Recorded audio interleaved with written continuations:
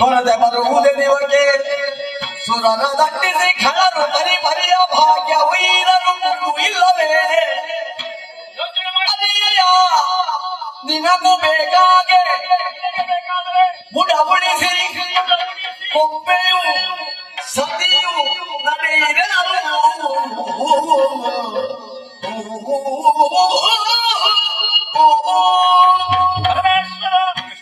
ನರಕದೈತ್ಯರ ದಾಳಿ ನಾಟಕ್ಕಾಗುವಾಗ ಧರ್ಮವನ್ನು ಕಳೆಗೊಂಡಂತಹ ದೇವೇಂದ್ರನಲ್ಲಿ ದೂರಿದ್ದ ಕಾರಣಕ್ಕೆ ಅವನಿಗೆಲ್ಲವನ್ನು ಒದಗಿಸಿಕೊಡುತ್ತೇನೆ ಎನ್ನುವಂತಹ ನಾನಾಡಿದಂತಹ ವಚನಬದ್ಧತೆಗೆ ಸರಿಯಾಗಿ ದೇವಲೋಕಕ್ಕೆ ಬಂದು ನರಕನನ್ನು ಕೊಂದು ಅವನಿಗೆ ಸಿಗಬೇಕಾದನ್ನೆಲ್ಲ ಹಿಂತಿರುಗಿಸಿಕೊಟ್ಟು ಉಪಕಾರ ಮಾಡಿದ್ದೀನಿ. ನೀನು ಹೋಗುವ ಸಂದರ್ಭದಲ್ಲಿ ಭೂಲೋಕದಲ್ಲಿ ನಾಗನ್ನ ಸತಿ ಕೊಟ್ಟ ಮಾತಿನಂತೆ ಪಾರಿಜಾತ ವೃಕ್ಷವನ್ನು ತೋರಿಸಿ ಆಯ್ತು, ಗೆಲ್ಲಬೇಕು ಎನ್ನುವ ಕಾಲಕ್ಕೆ ಕೊಟ್ಟದ್ದು ಆಯ್ತು. ಈಗ ತೆಗೆದುಕೊಂಡು ಹೋಗ್ತಿ ಯಾಕೆ ಅಂತ ಕೇಳಿದ್ಯಲ್ಲ, ಈ ಹಿಂದೆ ದೇವಲೋಕಕ್ಕೆ ರಾಕ್ಷಸರು ಬಂದದ್ದು ಹೊಸತ. ಸ್ವಲ್ಪ ಹೊತ್ತಿನ ಮೊದಲು ನರಕಾಸುರನೇ ಬಂದು ಅದಿತಿದೇವಿಯ ಕುಂಡಲಗಳನ್ನು ತೆಗೆದುಕೊಂಡು ಹೋಗುವಾಗ ಸುಮ್ಮನಿದ್ದಂತ ನೀವು ನನಗೆ ಗೆಲ್ಲುಕೊಂಡು ಹೋಗುವಾಗ ಪ್ರಶ್ನಿಸುದ ನಮ್ಮ ನಿಮ್ಮಲ್ಲಿ ಜಗಳ ಯಾಕೆ? ನಿಮಗೆ ಬೇಕು ಅಂತಿದ್ರೆ ಅದರ ಬೇರು ಉಳಿಸಿ, ಎಲ್ಲೂ ಬೇಕಂತ ನನಗೆ ಬೇಕಾ? ಆಮೇಲೆ ಒಂದು ಸ್ವಲ್ಪ ಹೂ ಬೇಕಿದ್ದರೆ ನಿಮ್ಮ ರಸಿಗೆ ಬೇಕಾದಷ್ಟು ಕೊಡಿ, 365 ಹೂತೆ ಕೊಡಿ, ಅದು ಬೇಡ, ಆಕ್ಷೇಪ ಇಲ್ಲ. ನಾನು ಯಾರು ನೀನು ಯಾರು ನಾವು ತಿಳಿದಿದ್ದೇವೆ, ನಮ್ಮಲ್ಲಿ ವಾದ ಯಾಕೆ?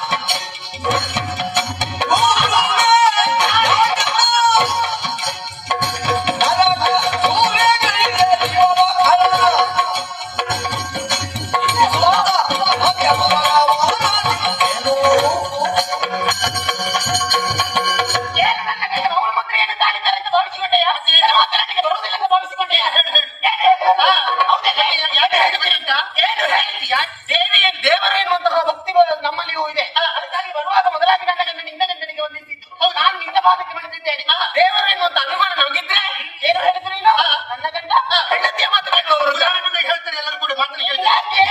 ಯಾಕೆ ನನ್ನ ಮಾತನ್ನ ಕೇಳುವುದು? ಹೌದಾ? ಬೇರೆಯವರ ಹೆಂಡತಿಯ ಮಾತು ಕೇಳುವುದಲ್ಲ. ಅದನ್ನು ಹಿಡ್ಕೊಂಡು ನಿನಗೇನಾಗಬೇಕು? ನೀನು ಏನು ನಾವೇನು ದೇವಲೋಕದಲ್ಲಿ ಅದೆಷ್ಟೋ ವಸ್ತುಗಳು ಹೋದಾಗ ಅದನ್ನೆಲ್ಲ ಉಳಿಸಿದವರು ನನ್ನ ಗಂಡ. ಏನೋ ಒಂದು ಕೊಂಬೆಯನ್ನು ಹಿಡ್ಕೊಂಡು ಹೋಗ್ತಾ ಇದ್ದೇವೆ. ನಮ್ಮ ಮನೆಯಲ್ಲಿ ನೆಡಬೇಕೇನು ಅಂತ ಆಸೆಯನ್ನು ಹೊತ್ತುಕೊಂಡು ಬಂದವರು ನಾವು. ಅದನ್ನೇ ಹಿಡ್ಕೊಂಡು ಮಾತನಾಡುತ್ತೆ ಬಂದೆಂದಾದ್ರೆ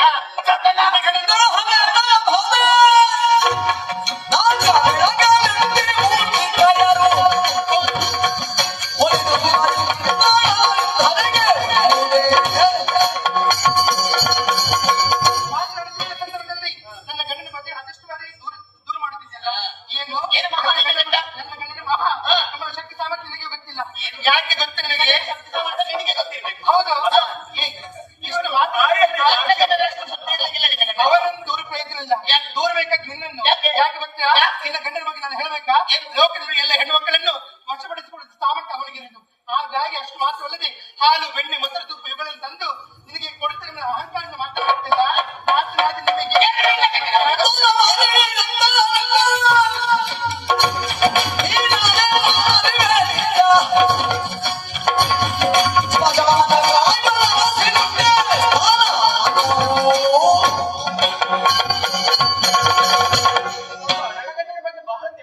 ಮತ್ತೆ ಇದ್ದದ್ದನ್ನು ಹೇಳಿ ಕರೀತಾರೆ. ಅಭಿಮಾನ ಹೆಚ್ಚುಂಟದ ಭಾವಿಸಿಕೊಂಡೆ. ನಿನ್ನ ಗಂಡ ಯಾವಾಗ ನೋಡಿದ ಸ್ಮಶಾನದಲ್ಲಿ ಇರುವುದು. ಹೆಣಗಳ ವಸ್ತ್ರವನ್ನು ಭೂಷಿಸಿಕೊಳ್ಳುವಂತ ಆತನೊಬ್ಬ ಗಂಡ ಎಂದುಕೊಂಡಿದ್ದೀಯ. ಮಾತ್ರವಲ್ಲ ನಿನಗೆಲ್ಲ ಕೇಳು. ನಿನ್ನ ಮನೆಯಿಂದ ಒಂದು ಗಿಡವನ್ನು ಕಿತ್ತರೆ ಅದನ್ನು ತೆಗೆದುಕೊಂಡು ಹೋದ್ರೆ ಅದನ್ನು ನೀನು ಕೇಳಬೇಕು. ಬೇರೆಯವರು ಕೇಳುವುದಲ್ಲ. ದೇವೇಂದ್ರ ಏನು ಮಾಡುವುದಿಲ್ಲ ತಿಳಿಸಿ ಹೋಗಿದ್ದಾರೆ. ಅದನ್ನು ಬಿಟ್ಟು ನೀನೇ ಅದು ಪ್ರಶ್ನೆ. ಅವರು ಕೈಲಾಸಕ್ಕೆ ಬಂದು ನಾನು ಅವರು ಹೋಗಿದ್ರೆ ನಾವು ಹೋಗೋಣ ಅನ್ನಲ್ಲ. ಅಧಿಕ ಮಾತನಾಡಿದ್ರೆ ಏನ್ ಮಾಡ್ತೀವಿ? ಏನು ನೋಡ್ಬೇಕಾ?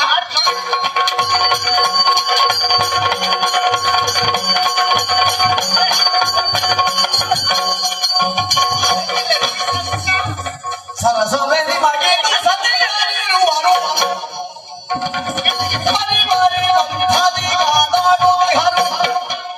ಪರಿಚಯಿಸಿ ನೀವು ಮುಂದಿರುವುದೇ ಕೈಯ ಅರುಹಿವಾಲಿಗೆ ಮೂಲ ಹೇಗಾಯಿದಯ್ಯ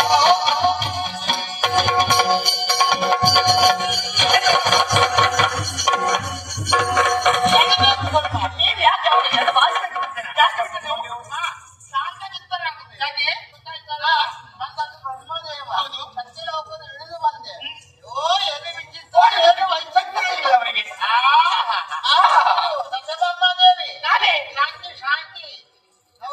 ನಾವೇನು ಸ್ವರ್ಗದ ಸಂಸ್ಕಾರ ಸ್ವಲ್ಪ ಒಂದು ಕೇಳಿದ ಕೇಳುವವಳೆಲ್ಲ ಸ್ವಲ್ಪ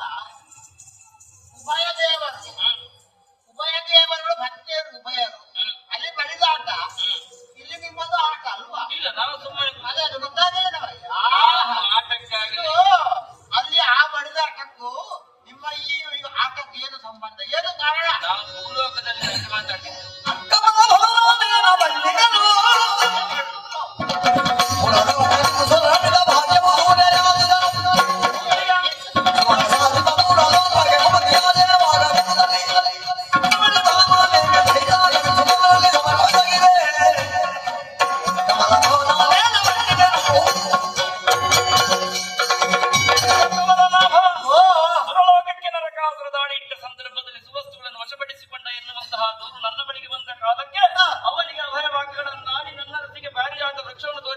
ಮಾತು ಕೊಟ್ಟು ಇಲ್ಲಿ ಕರ್ಕೊಂಡು ಬಂದು ನರಕನನ್ನು ಕೊಂದು ಅವನಿಗೆ ಬೇಕಾದ್ದನ್ನು ಹಿಂದೆ ಕೊಟ್ಟು ಈಗ ಪಾರಿಜಾತವನ್ನು ತೋರಿಸಿ ಒಂದು ಗೆಲ್ಲಿ ಹಿಡ್ಕೊಂಡು ಹೋದ್ರೆ ಮಹಾಪರಾಧ ಅಂತ ಮಹಾಶಿವ ಹೇಳ್ತಾನಂತೆ.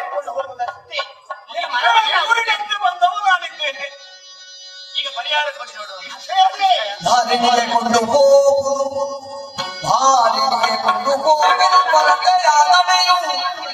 ಶ್ರೀರಮಾಧವನಿರುವ ಪರ್ಯಂತ ಅಲ್ಲಿರಲಿ ಹೇಗೆ ಸಾರಿಬಹುದೋ ಮೇಲೆ ದಿವಕ್ಕೆ ಒಮ್ಮತಗಳಿರ ಭಾವಿಯುವುದೆಂದರು.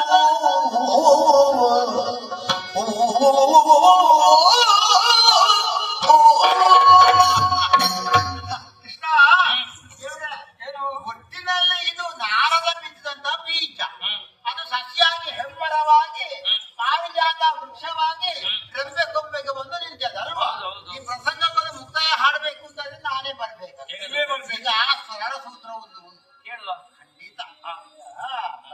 ಮಹಾದೇವಿಗೆ ಗೊಂಬೆ ಬೇಕು, ಒಂದು ಹೋಗಿ ನಡಬೇಕು. ಇಲ್ಲಿ ಅದಕ್ಕೆ ಅಡೆತಡೆ ಉಂಟು. ವಿಷಯ ಏನೋ ಸಹಜ, ಯಾಕಂದ್ರೆ ಸುಲೋಕದ ವಸ್ತುಗಳು ಬೇರೆ ಎಲ್ಲಿಗೂ ಹೋಗಬಾರದು. ಅಷ್ಟು ಮಾತ್ರ ನನಗಂತಹ ಶ್ರೀಧರನ ಬಗ್ಗೆ ಮಾತನಾಡು. ಹೌದು, ನಿರ್ದೇಶನ ನಮ್ಮದೇ ಅಲ್ವಾ, ಹಾಗಂತ ಕೊಂಡು ಹೋಗುದು ಯಾರೋ ಒಂದು ಮುಖ್ಯ ಅಲ್ವೇ. ನಿನ್ನ ರಕ್ಷೆ ತಗೊಂಡು ಹೋಗುದು. ಒಂದು ಕೆಲಸ ಮಾಡುವ, ಅದಕ್ಕೆ ಸಮಾಪ್ತಿ ಹಾಡೋಣ. ಭೂಲೋಕಕ್ಕೆ ರೆಂಬೆ ಒಂದು ಹೋಗಲಿ.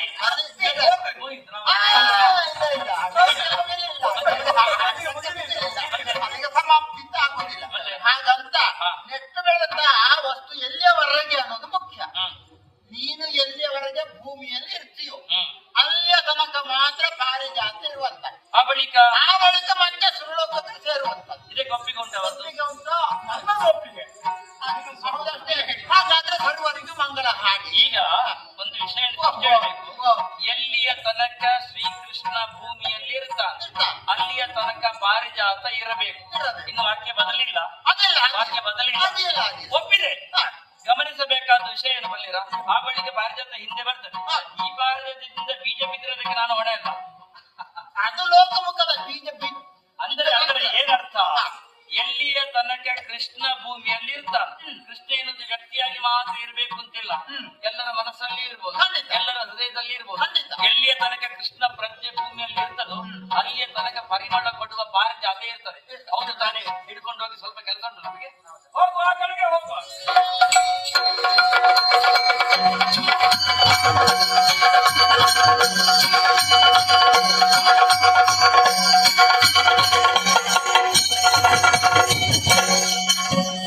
ನೀನು ದುಃಖಿಸುವುದು ಯಾಕೆ? ನಿಲ್ಲು ನಿಲ್ಲು ನಿಲ್ಲು. ಒಮ್ಮೆ ಕಾಲಿಂದ ನೆಲವನ್ನು ಆಯ್ತಲ್ಲ. ಈಗ ಯಾಕೆ ನಿನ್ನ ಮನದಲ್ಲಿ ದುಗುಡೆ ಯಾಕೆ? ಏನು ಸ್ವಾಮಿ, ನನ್ನ ಮನೆ ಅಂಗಳದಲ್ಲಿ ಉಂಟಿದ್ದು ಹೂ ಬೀಳ್ತಾ ಉಂಟು. ಹೂಗಳೆಲ್ಲ ಅಲ್ಲೇ ಅಲ್ಲಿಗೆ ಬೀಳ್ತಾ ಉಂಟಲ್ಲ ಅವಳ ಮನೆ. ಎಲ್ಲಿಗೆ? ಅವಳ ಮನೆ. ಯಾಕೆ ಹೀಗೆ?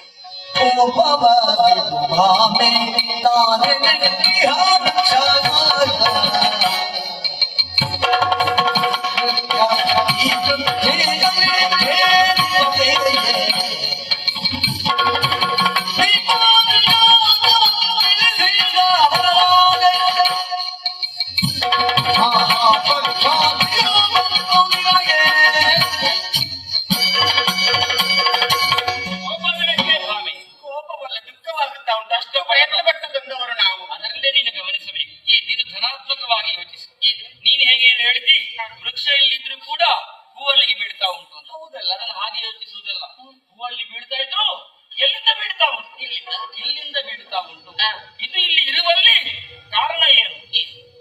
ಹೂ ರುಕ್ಮಿಣಿಯಲ್ಲಿ ಬೀಳಬಹುದಪ್ಪ, ಮರ ಎಲ್ಲಿಂದ, ಗಿಡ ಎಲ್ಲಿಂದ? ಅದು ಗಿಡ ಇಲ್ಲಿಗೆ ಭೂಮಿಗೆ ಬರುವರೆ ಕಾರಣ ಏನು? ಯಾರ ಸಾಹಸ? ಎಲ್ಲಿ ತೊಡಗಿಸಿಕೊಂಡ್ರು? ಹೇಗೆ ತೊಡಗಿಸಿಕೊಂಡ್ರು? ಯಾವ ಮೂಲಕವಾಗಿ ಹೋರಾಟವನ್ನು ಮಾಡಿದ್ರು? ನರಕರಿಂದ ಕೃಷ್ಣ ಬಿದ್ದ ಕಾಲಕ್ಕೆ ಧೈರ್ಯ ತುಂಬಿದ್ದೀಯಾರು? ಕ್ಷತ್ರಿಯಾಣಿಯಾಗಿ ಹೋರಾಟ ಮಾಡಿದ್ದೀಯಾರು? ಬಿಲ್ಲಿಗೆ ಬಿಲ್ಲು ಸೇರಿಸಿ ಹೋರಾಟ ಮಾಡಿದಂತ ಯಾರು? ದೇವಲೋಕದಲ್ಲಿ ಪರಶಿವನ ಎದುರಾದಾಗ ಗಂಡನನ್ನು ಬಿಟ್ಟು ಕರೆದಂತವಳು ಯಾರು?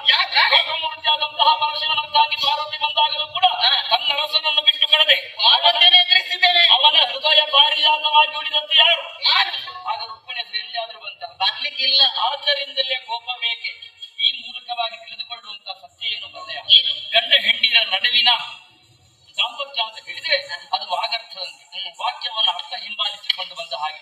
ನಾನು ವಾಕ್ಯ ಆದ್ರೆ ನೀನು ಅರ್ಥ, ನೀನು ವಾಕ್ಯ ಆದ್ರೆ ನಾನು ಅರ್ಥ. ವಾಗರ್ಥದಂತೆ ನಮ್ಮ ಮೈಮನ ಎನ್ನುವುದನ್ನು ನೀನು ತಿಳಿದಿದ್ದಾನೆ ಎನ್ನುವಲ್ಲಿಗೆ ಶ್ರೀಕೃಷ್ಣ ಪಾರಿಜಾತ ಎನ್ನುವಂತ ಹೆಸರು ಎಲ್ಲಿಯ ತನಕ ಇರ್ತದೋ ಅಲ್ಲಿಯ ತನಕ ಪರಿಮಳವಾಗಿ ನಿನ್ನ ಹೆಸರು ಸದಾ ಇರ್ತದೆ. ಕೇವಲ ಅಷ್ಟು ಮಾತ್ರ ಅಲ್ಲ, ಅವಳ ಮನೆ ಅಂಗಳದಲ್ಲಿ ಹೂ ಬಿಟ್ಟಿ ಮಾಲೆ ಕಟ್ಟಿದ್ರು ನನಗೆ ಒಪ್ಪಿಸಿದ್ರು. ಹಾಗೆ ಹೇಳುವುದೇನು? ಭಾವೆ ತಂದ ವೃಕ್ಷದಿಂದ ಬಿದ್ದ ಹೂವ ತೆಗೆದುಕೊಂಡು ಮಾಲೆ ಕಟ್ಟಿ ಮೆರೆದಳಯ್ಯ ಮಾತೆ ರುಕ್ಮಿಣಿ ಎನ್ನುವಲ್ಲಿಗೆ ಮೊದಲ ಹೆಸರು ಬರುವುದರಿಂದ ಭಾವೆ ತಂದ ವೃಕ್ಷದಿಂದ ಅಲ್ಲಿಯ ತನಕ ಕೃಷ್ಣನ ಹೃದಯದಲ್ಲಿ ಪಾರಿಜಾತ ಹೂವಾಗಿ ನಿನ್ನ ಹೆಸರು ಸದಾ ಸರ್ವದಾ ಇರ್ತದೆ. ಯಾರು ಶ್ರೀಕೃಷ್ಣ ಪಾರಿಜಾತ ಎನ್ನುವಂತಹ ಈ ಆಖ್ಯಾನವನ್ನು ಕಣ್ತುಂಬಿಸಿಕೊಂಡಿದ್ದಾರೆ, ಯಾರು ನರಕಾಸುರ ಮೋಕ್ಷ ಎನ್ನುವಂತ ಆಖ್ಯಾನವನ್ನು ತುಂಬಿಸಿಕೊಂಡು ತಮ್ಮ ಒಳಗಿರುವಂತಹ ಮೊರಪಾಶಗಳನ್ನೆಲ್ಲ ಕಡಿದುರುಳಿಸಿದ್ದಾರೆ, ಯಾರು ದುಷ್ಟಶಕ್ತಿಯನ್ನು ದೂರ ಮಾಡಿಸಿಕೊಂಡಿದ್ದಾರೋ ಅವರಿಗೆಲ್ಲರಿಗೂ ಕೂಡ ನಾವು ನಂಬಿಕೊಂಡು ಬಂದಿರುವಂತಹ ಮಂಗಳಕರಗಳು ಪುತ್ರಳು ಆದಂತಹ ಮಹಾಮಂಗಳಿ ದುರ್ಗಾ ಪರಮೇಶ್ವರಿ ಹಾಗೂ ಮಹಾಗಣಪತಿ ಸರ್ವ ಮಂಗಲವನ್ನುಂಟು ಮಾಡಲಿ ಎನ್ನುವಂತಹ ಹರಕೆ ಹಾರೈಕೆಯೊಂದಿಗೆ ಶ್ರೀಕೃಷ್ಣ ಪಾರಿಜಾತ ನರಕಾಸುರ ಮೋಕ್ಷ ಎನ್ನುವಂತಹ ಈ ಕಥಾಭಾಗಕ್ಕೆ ಮಂಗಲವನ್ನು ಹಾಡುವರೆ ಸಜ್ಜನರ ಸಭಿಕರ ಅರ್ಪಣೆಯನ್ನು ಕೋರುತ್ತೇವೆ. ಬಿಡುಗಡಗು ಮಗಡು ಮಾಡಾಡು ನೀನು ನೀನು ನಾದಾಲನೆ ಬೆಳಗಾಗಿ